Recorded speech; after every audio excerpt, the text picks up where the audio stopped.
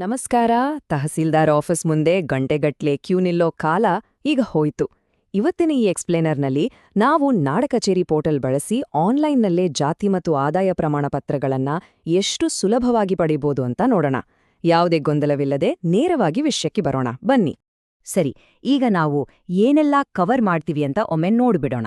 ಮೊದಲಿಗೆ ಈ ಡಿಜಿಟಲ್ ಬದಲಾವಣೆ ಹೇಗಾಯ್ತು, ಆಮೇಲೆ ಕಡ್ಡಾಯ ದಾಖಲೆಗಳು, ಪೋರ್ಟಲ್ನಲ್ಲಿ ಅಪ್ಲೈ ಮಾಡುವ ಸ್ಟೆಪ್ಸ್, ಪ್ರೋಸೆಸಿಂಗ್ ಮತ್ತು ಟ್ರ್ಯಾಕಿಂಗ್, ಹಾಗೆ ಕೊನೆಯದಾಗಿ ಅರ್ಜಿ ರಿಜೆಕ್ಟ್ ಆಗದಂತೆ ಹೇಗೆ ತಡೆಯೋದು ಅನ್ನೋದನ್ನ ತಿಳ್ಕೊಳ್ಳೋಣ.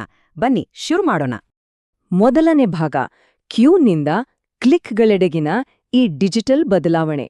ಅಂದ್ರೆ ಸರ್ಕಾರಿ ಕಚೇರಿಗಳಿಗೆ ಅಲೆದಾಡೋದನ್ನ ಬಿಟ್ಟು ಬೆರಳ ತುದಿಯಲ್ಲೇ ಸರ್ಕಾರದ ಸೌಲಭ್ಯಗಳನ್ನ ಪಡೆಯುವ ಅದ್ಭುತ ಕ್ರಾಂತಿ ಇದು. ನೋಡಿ, ಈ ಸರ್ಟಿಫಿಕೇಟ್ಗಳು ಬರೀ ಕಾಗದದ ತುಂಡುಗಳಲ್ಲ.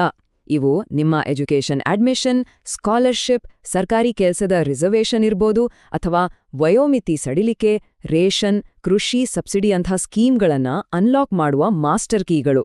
ವಿದ್ಯಾರ್ಥಿಗಳಿಗೆ, ರೈತರಿಗೆ, ಉದ್ಯೋಗಾಕಾಂಕ್ಷಿಗಳಿಗೆ ಇದು ಎಷ್ಟು ಮುಖ್ಯ ಅನ್ನೋದು ನಿಮ್ಗೆ ಗೊತ್ತೇ ಇದೆ. ಈಗ ಎರಡನೇ ಮತ್ತು ಬಹಳ ಮುಖ್ಯವಾದ ಭಾಗಕ್ಕೆ ಬರೋಣ, ಕಡ್ಡಾಯ ದಾಖಲೆಗಳ ಚೆಕ್ಲಿಸ್ಟ್. ಅಪ್ಲೈ ಮಾಡುವಾಗ ಮಧ್ಯೆ ತಲೆನೋವು ಬೇಡ ಅಂದ್ರೆ ಮೊದಲೇ ಪ್ರಿಪೇರ್ ಆಗಿರೋದು ಬಹಳ ಮುಖ್ಯ ಅಲ್ವಾ? ಇಲ್ಲಿ ಗಮನಿಸಿ, ನಮಗೆ ಬೇಕಾಗಿರುವ ಕಡ್ಡಾಯ ಡಾಕ್ಯುಮೆಂಟ್ಸ್ ಪಟ್ಟಿ ತುಂಬಾನೇ ಸಿಂಪಲ್.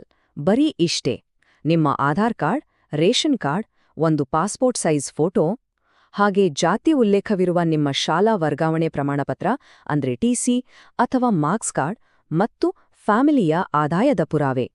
ಇವನ್ನೆಲ್ಲ ಮೊದಲೇ ಸ್ಕ್ಯಾನ್ ಮಾಡಿ ಇಟ್ಕೊಂಡ್ರೆ ಮುಂದಿನ ಪ್ರಾಸೆಸ್ ಬೆಣ್ಣೆ ಕಡೆದಷ್ಟೇ ಸುಲಭ. ಈಗ ಅಸಲಿ ಆಟ ಶುರು. ನಾಡ ಕಚೇರಿ ಪೋರ್ಟಲ್ನಲ್ಲಿ ಆನ್ಲೈನ್ ಮೂಲಕ ಅರ್ಜಿ ಸಲ್ಲಿಸುವ ಹಂತಗಳೇನು ಅಂತ ನೋಡೋಣ ಬನ್ನಿ. ಫಸ್ಟ್ ಸ್ಟೆಪ್, ನಾಡ ಕಚೇರಿ ವೆಬ್ಸೈಟ್ಗೆ ಹೋಗಿ ಆನ್ಲೈನ್ ಅಪ್ಲಿಕೇಶನ್ ಲಾಗಿನ್ ಮೇಲೆ ಕ್ಲಿಕ್ ಮಾಡಿ. ಇಲ್ಲಿ ದೊಡ್ಡ ಪಾಸ್ವರ್ಡ್ ನೆನ್ಪಿಟ್ಟುಕೊಳ್ಳುವ ಟೆನ್ಷನ್ ಇಲ್ಲ. ಜಸ್ಟ್ ನಿಮ್ಮ 10 ಅಂಕಿಯ ಮೊಬೈಲ್ ನಂಬರ್ ಹಾಕಿ ಬರುವ OTP ಎಂಟರ್ ಮಾಡಿ. ಆಮೇಲೆ ನ್ಯೂ ರಿಕ್ವೆಸ್ಟ್ ಕ್ಲಿಕ್ ಮಾಡಿ ನಿಮಗೆ ಬೇಕಾದ ಸರ್ಟಿಫಿಕೇಟ್ ಸೆಲೆಕ್ಟ್ ಮಾಡ್ಕೊಳ್ಳಿ. ಅಷ್ಟೇ. ಇನ್ನು ನೆಕ್ಸ್ಟ್, ನಿಮ್ಮ ಬೇಸಿಕ್ ಡೀಟೇಲ್ಸ್ ಮತ್ತು ಆಧಾರ್ ಮಾಹಿತಿ ಫಿಲ್ ಮಾಡಿ. ಆ ಕಡ್ಡಾಯ ದಾಖಲೆಗಳನ್ನ ಅಪ್ಲೋಡ್ ಮಾಡಿ. ಕೊನೆಯದಾಗಿ ಪೇಮೆಂಟ್. ಈಗಿನ ಕಾಲದಲ್ಲಿ UPI ಎಷ್ಟು ಸುಲಭ ಅಲ್ವಾ? ಪೋರ್ಟಲ್ನಲ್ಲೂ ಕಾಣುವ QR ಕೋಡ್ ಸ್ಕ್ಯಾನ್ ಮಾಡಿ ಅಥವಾ UPI ID ಹಾಕಿ ಒಂದೇ ಕ್ಲಿಕ್ನಲ್ಲಿ ಪೇಮೆಂಟ್ ಕಂಪ್ಲೀಟ್ ಮಾಡಿ. ಪೇಮೆಂಟ್ ಆದ ತಕ್ಷಣ ಒಂದು ಅಪ್ಲಿಕೇಶನ್ ನಂಬರ್ ಜನರೇಟ್ ಆಗುತ್ತೆ. ಅದನ್ನ ಮಾತ್ರ ಮಿಸ್ ಮಾಡದೆ ಸೇವ್ ಮಾಡಿ ಇಟ್ಕೊಳ್ಳಿ. ಇದು ಮುಂದಕ್ಕೆ ಬಹಳ ಮುಖ್ಯ. ಈ ಇಡೀ ಪ್ರಕ್ರಿಯೆಗೆ ನೀವು ಕಟ್ಟಬೇಕಾದ ಫೀಸ್ ಎಷ್ಟು ಗೊತ್ತಾ? ಕೇವಲ 40ರಿಂದ 50 ರೂಪಾಯಿ. ಅಂದ್ರೆ ಒಂದು ಹೊತ್ತಿನ ಕಾಫಿ ತಿಂಡಿ ಖರ್ಚಷ್ಟೇ.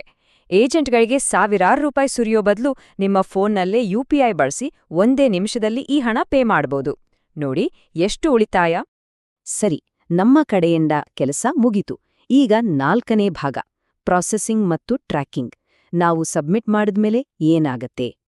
ಅಪ್ಲಿಕೇಶನ್ ಸಬ್ಮಿಟ್ ಮಾಡಿದ ತಕ್ಷಣ ನಮಗೆಲ್ಲ ಬರೋ ಸಹಜವಾದ ಪ್ರಶ್ನೆ ಅಂದ್ರೆ, ಮುಂದೇನೋ? ನಮ್ಮ ಅಪ್ಲಿಕೇಶನ್ ಯಾರ್ ಹತ್ರ ಹೋಗುತ್ತೆ, ಅದು ಹೇಗೆ ಪ್ರೋಸೆಸ್ ಆಗುತ್ತೆ ಅಂತ. ಬನ್ನಿ ಅದರ ಹಿಂದಿನ ಪ್ರೋಸೆಸ್ ಅರ್ಥ ಮಾಡ್ಕೊಳ್ಳೋಣ.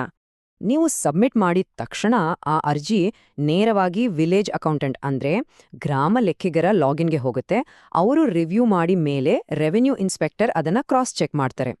ಈ ವಿಬ್ರ ವೆರಿಫಿಕೇಷನ್ ಮುಗಿದ ಮೇಲೆ ಡಿಜಿಟಲ್ ಸಿಗ್ನೇಚರ್ ಮುಖಾಂತರ ಆ ಸರ್ಟಿಫಿಕೇಟ್ ಅಪ್ರೂವ್ ಆಗುತ್ತೆ. ಆಮೇಲೆ ನೀವೇ ಅದನ್ನ ಡೌನ್ಲೋಡ್ ಮಾಡ್ಕೋಬೋದು. ಮುಂಚೆ ಆಫೀಸ್ಗೆ ಅಲೇಬೇಕಾಗಿದ್ದ ಕೆಲ್ಸ ಈಗ ಸಿಸ್ಟಮ್ ಒಳಗೆ ಎಷ್ಟು ಫಾಸ್ಟಾಗಿ ಮೂವ್ ಆಗುತ್ತೆ ನೋಡಿ. ಇನ್ನು ನಿಮ್ಮ ಅಪ್ಲಿಕೇಶನ್ ಸ್ಟೇಟಸ್ ಚೆಕ್ ಮಾಡೋದು ಕೂಡ ಅಷ್ಟೇ ಈಸಿ. ಪೋರ್ಟಲ್ನಲ್ಲಿ ಅಪ್ಲಿಕೇಶನ್ ಸ್ಟೇಟಸ್ ಕ್ಲಿಕ್ ಮಾಡಿ. ಆಗ್ಲೇ ಸೇವ್ ಮಾಡಿಕೊಂಡ ಅಪ್ಲಿಕೇಶನ್ ನಂಬರ್ ಅಥವಾ ನಿಮ್ಮ ಮೊಬೈಲ್ ನಂಬರ್ ಹಾಕಿ ಕ್ಯಾಪ್ಚಾ ಎಂಟರ್ ಮಾಡಿ. ತಕ್ಷಣವೇ ನಿಮ್ಮ ಅರ್ಜಿ ಯಾವ ಹಂತದಲ್ಲಿದೆ ಅನ್ನೋದನ್ನ ರಿಯಲ್ ಟೈಮ್ನಲ್ಲಿ ನೀವೇ ನೋಡಬಹುದು. ಯಾರನ್ನೂ ಕೇಳೋ ಅವಶ್ಯಕತೆಯೇ ಇಲ್ಲ. ಈಗ last but very important section, rejection avoid ಮಾಡೋದು ಹೇಗೆ. ನಮ್ ಸಣ್ಣ ತಪ್ಪುಗಳಿಂದ ಇಡೀ ಪ್ರಾಸೆಸ್ ಕ್ಯಾನ್ಸಲ್ ಆಗ್ಬಾರ್ದು ಅಲ್ವಾ?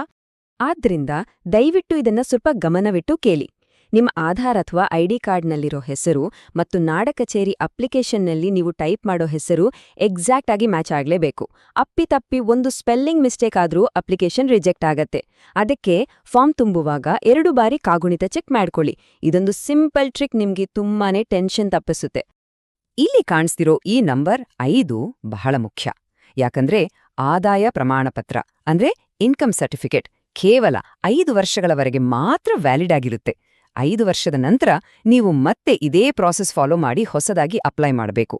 ಇದನ್ನ ಮಾತ್ರ ಮರಿಬೇಡಿ. ಆದ್ರೆ ಜಾತಿ ಪ್ರಮಾಣಪತ್ರದ ಕಥೆನೇ ಬೇರೆ. ಇನ್ಕಮ್ ಸರ್ಟಿಫಿಕೇಟ್ಗೆ 5 ವರ್ಷದ ಲಿಮಿಟ್ ಇದ್ರೆ ಕ್ಯಾಸ್ಟ್ ಸರ್ಟಿಫಿಕೇಟ್ಗೆ ಲೈಫ್ ಟೈಮ್ ವ್ಯಾಲಿಡಿಟಿ ಇರುತ್ತೆ. ಅಂದ್ರೆ ನೀವು ಜೀವನದಲ್ಲಿ ಒಂದೇ ಒಂದು ಬಾರಿ ಈ ಡಿಜಿಟಲ್ ಪ್ರೋಸೆಸ್ ಕಂಪ್ಲೀಟ್ ಮಾಡಿದ್ರೆ ಸಾಕು, ಅದು ನಿಮ್ಗೆ ಜೀವನ ಪೂರ್ತಿ ಉಪಯುಕ್ತ. ಇದು ನಿಜಕ್ಕೂ one time investment of time ಅಂತಲೇ ಹೇಳಬಹುದು.